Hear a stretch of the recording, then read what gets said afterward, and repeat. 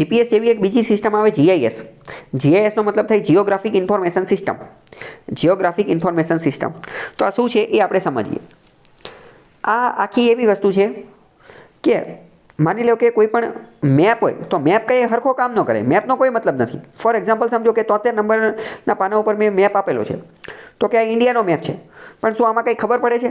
તો કે આમાં કાંઈ જ ખબર પડતી નથી. કેમ? કારણ કે આમાં કોઈ જ માહિતી નથી આપેલી. આમાં ક્યાં કયું રાજ્ય છે, ક્યાં કયો જિલ્લો છે, ક્યાં કઈ પર્વતમાળા છે, ક્યાં કઈ નદી છે, કોઈ પણ વસ્તુ આપેલી નથી.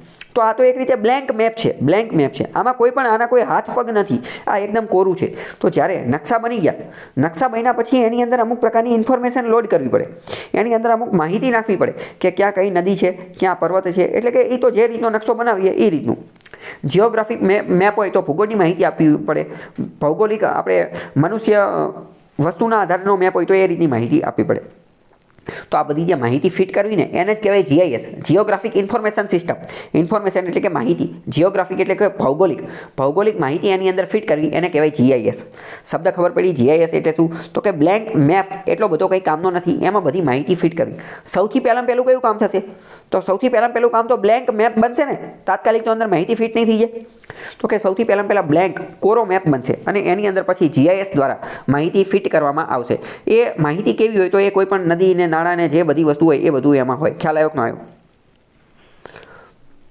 તો આ જીઆઈએસના માધ્યમથી સ્પેટિયલ એનાલિસિસ કરી શકાય. સ્પેટિયલ એનાલિસિસનો મતલબ શું? સ્પેટિયલનો મતલબ થાય ક્ષેત્રીય. જે તે ક્ષેત્રનું અર્થઘટન કરી શકાય કે જે તે ક્ષેત્રની અંદર કઈ જગ્યાએ નદી છે, કઈ જગ્યાએ મિનરલ્સ આવેલા છે એ પણ અંદાજ લગાવી શકાય. જંગલ કેટલું છે, ફોરેસ્ટ કવર કેટલું છે, આ બધી વસ્તુનો પતો જે છે એ લગાવી શકાય છે. બરાબર?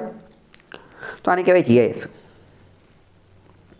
જીઆઈએસના માધ્યમથી પ્રાકૃતિક, સામાજિક, આર્થિક આવી ઘણી બધી વિગત જે છે એ મેળવી શકાય છે.